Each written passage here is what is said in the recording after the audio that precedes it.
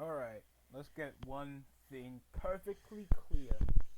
Raw was garbage. Like, if anything I can just portray over to words, Raw just consistently just aims to unimpress. There was only like 2 good wrestling matches over a majority of the last fucking 7 matches, bro.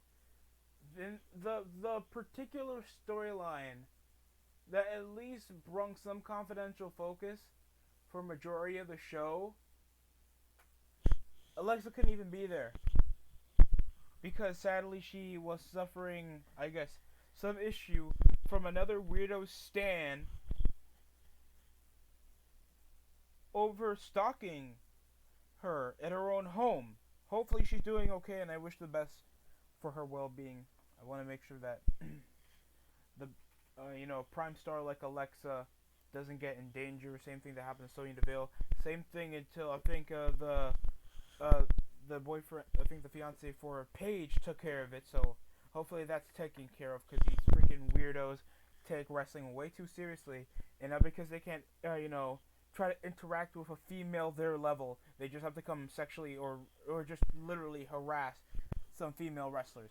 We also had Shane McMahon coming back just to address that we were going to have a Royal Rumble match. We had no qualifying matches, even though we have a total of 6 hours for the next 2 episodes.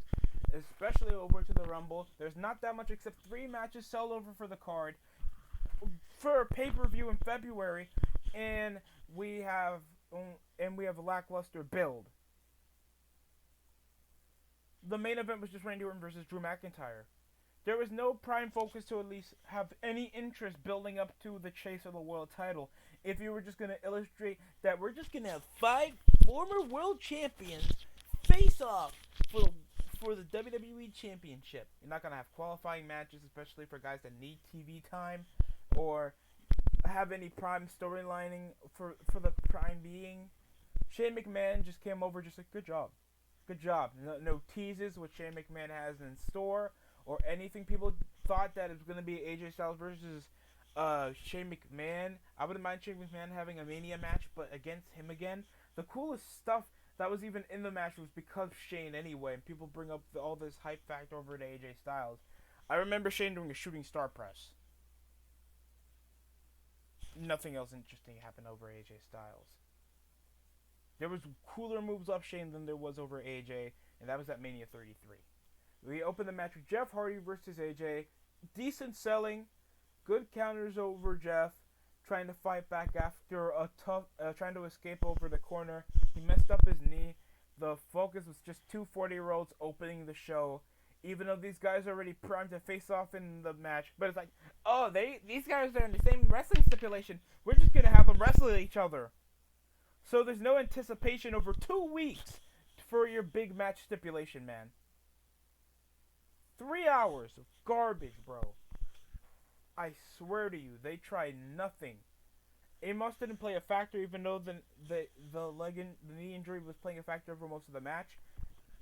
Styles won over a counter out of missing the Swanton Bomb after Hardy took too long to set up because of the leg playing a factor, and it ends with a calf crusher. Decent selling over the match, but this could have been like a decent storyline for Jeff Hardy to get over the hump, or at least, why wasn't freaking Elias playing a factor, even though they were literally feuding over the last few weeks? Carlito didn't play a factor, nobody played a factor because they don't want to do interluding storylines. There was like mad plot holes over a majority of the show. I can at least understand why they didn't want to focus over Alexa Bliss, because currently she's focusing over her own personal problems, but you still couldn't lay that into like any interlusion why I'm watching Drew McIntyre versus on television again. It's dumb. Crap. So many damn plot holes that it just feels so boring to watch, man. We had Xavier Woods facing off against T-Bar. I mean, the New Day facing off against Retribution, or just I think it was T-Bar and I forgot. Rip-off Slipknot, Slapjack, these Mad Max sex offender, jobber weirdos. It was coming off of Trouble in Paradise The win came over when Mustafa Ali is like, "Oh, we gotta eat. These guys hanging around. I won't have my push stopped by this gyrating fake Jamaican weirdo." Oh my god, I just don't care. And people keep asking for Nexus versus Retribution. The thing was, Nexus, NXT was a prime game show, so you knew they weren't getting taken seriously. So as soon as they were sprung up from the main roster, these guys had potential. At least, like, okay, Heath Slater and Justin Gabriel, two light young heavyweights, fast-paced dudes, do cool moves. Wade Barrett's obviously the looking leader. He can talk, does heavyweight moves. He can stand himself against like guys like Jericho, Edge, Orton, Cena. David Utunga, intelligent and big. Ryback, big hoss dude. Took him a while. Like, you can't, like, these guys have identifiable traits, and they made like impact. They beat up Vince McMahon. They beat up John Cena. They beat up nearly anybody that came close to them over the roster.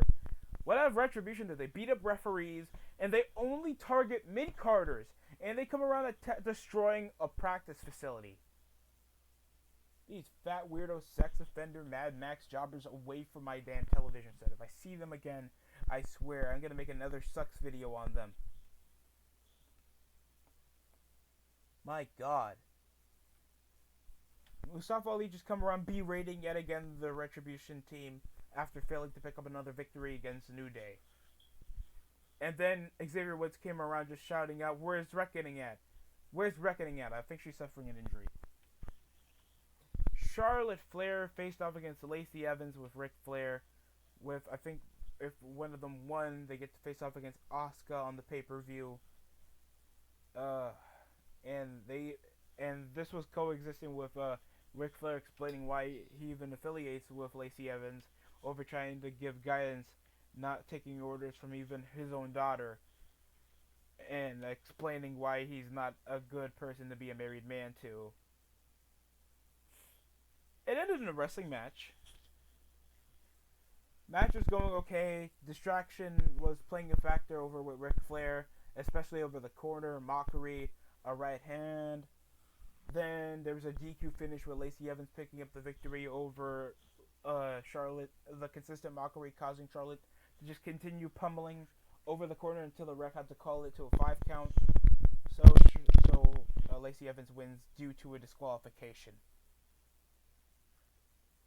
There was not that much over in the factor over the match. I don't care. I guess it's over the change of Charlotte probably trying to move away off the identification of her father over the recent storyline, and I guess that's just cool. It would be nice if they did like a Dawn Marie setup storyline, but try to lessen the sexuality to still keep the sponsors. I would understand the whole sugar daddy motif.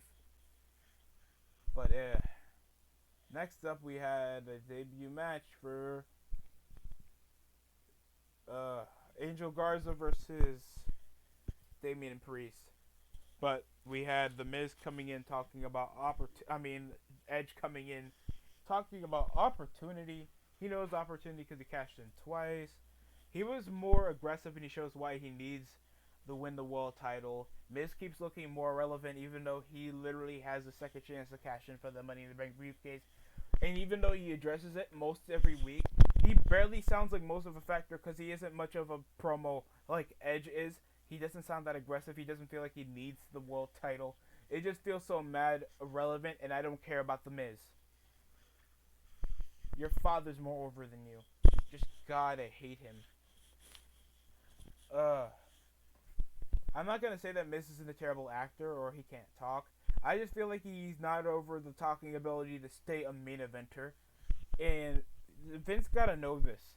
It's like really bad. And then we just have Angel Garza just affiliating with now Miz and Morrison for some apparent reason with no explanation.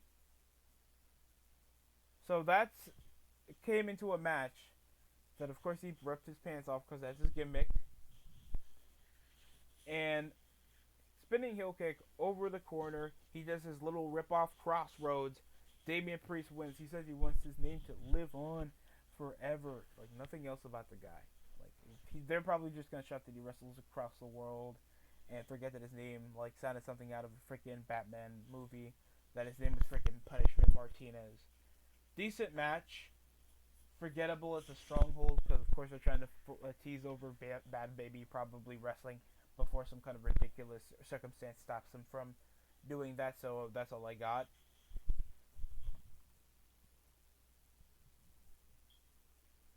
Before the match, we had a little bit of a good luck over Keith Lee and saying that somebody new challenges for the United States title, and I guess either Keith Lee or Riddle wins, they get a shot for the U.S. title come Elimination Chamber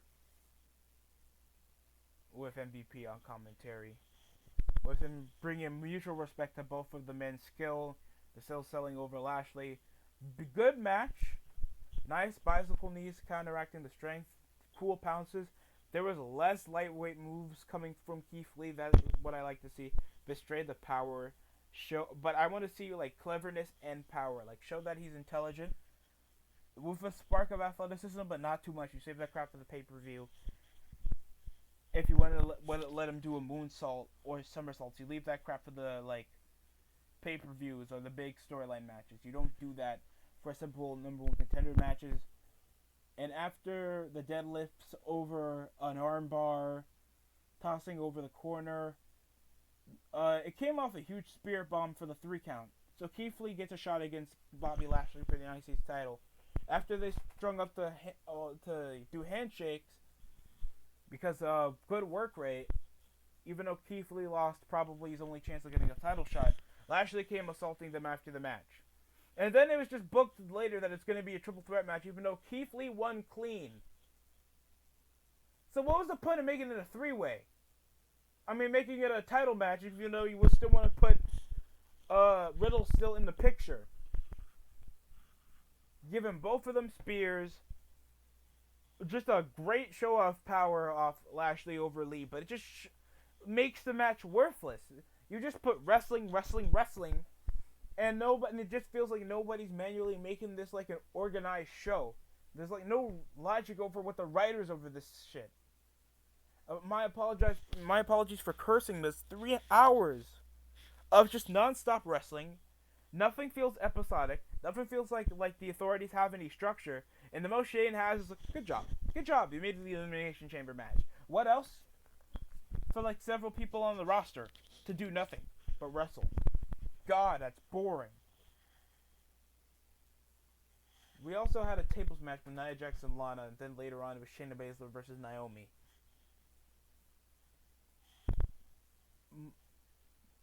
If nobody comes back on Raw and says my hole, I think we missed out on a big opportunity. It ends with after like slipping and busting her ass hole, literally, she trips and like Lana tosses her on a table, and the plate somehow did not shift. No, the Thunderdome did not collapse. No, her heart rate didn't go down. Just the table was shattered to dust. So Lana came up winning in another surprise victory, making Shayna and Nia look like jobbers, and that's what she deserves if she legit hurt her asshole. Because she already made a mockery of being a female wrestler, legit injuring like majority of the women's roster. She deserves it. She's mocking around, just disrespecting and laughing at her own co-worker's health. She forgot that even though I understand kayfabe is dead and all this BS after what I just saw on Instagram, but I understand that these are still co-workers, and in the ring you still can't legit hurt these women unless they are allowed to do the same shit. These women are not given receipts. They should be given receipts to women like Nia Jax. If you don't know what a receipt is, it's just after somebody's giving you a for real hit, you give them one right back. That bitch deserves it. Freaking transgender Umaga. Fucking Attack on Titan ass woman. She's the she-male Titan. She ain't this female Titan. Like, disgusting. Then after that, we just transitioned into a match with Naomi versus Shayna Baszler. I didn't know how it happened. I don't know when it happened. It just happened. Trying to get rid of the get out of the Cocoon clutch quickly, so Naomi just continued trying to transition away from the ropes. She came off the rear view. It was a weird ass impromptu match. It ended with Baszler and Nia just coming around assaulting Lana, but Lana picks her up and gets the leg trap pinfall. So both Nia and Shayna look like complete jobbers. I guess they're gonna get a title shot on the kickoff show. I don't really care because there's a lack of momentum, chemistry, or storylines with any of these women tag teams, and it just makes me like compliment the best women's division I've seen, and that's like Impact's. Even though Impact has like a struggling viewership, I can identify most of the women's division. Like, I know who Rosemary is, Sue Young. I think she's going in a different character. Eddie Edwards' wife. Kiera Hogan and Tasha Steelz. Havoc and I think Navia. Like, all these different characters with a tag division. And most of their women that they have, they actually, every one of them don't look like a silly character. They actually look like $1,000,000, even though I don't really care about their character that much, but at least I know that they want to take them seriously. I just feel like there's no momentum over this, and it just feels like just these dumbass impromptu matches. Even though you have a 3-hour structure, you guys still do like sloppy impromptu matches. Some that barely have any like structure at all, bro. It just feels rushed. Why are you rushing over a 3-hour show that you can just script over and record? Nothing's stopping you. There's no fans. You guys have Videocom fans. Ridiculous. And then we have Orton versus Drew McIntyre for some apparent reason over the factor of didn't Orton have a match with Edge last week after getting costed by Alexa Bliss, and no other focus was around that, so now he focuses on Drew because he has a match with him at the Chamber. So they're just having these matches all because they're in the same stipulation match. It makes no sense. It's dumb. It's just a reason to just have Drew and Orton wrestle each other. That this video pay-per-view package, even though it's not for the title. So Sheamus just gets like screwed over after what looks to be like a 20-year feud. So why not just have him turn come the Elimination Chamber match, where they possibly want to make things fair? Stupid. They really need a guy that's good over at storylines, and Bruce Pritchard ain't it, man. It ends with Sheamus coming around with a brogue kick. The match was going okay. Good counters, the spinebuster for a jackknife pinfall. Near escape RKO.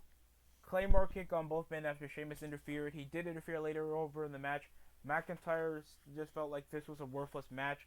If the point was just to leave it over for a false finish so nobody looked good, Sheamus just felt like just a shitty heel, just whining over the success of his own friend.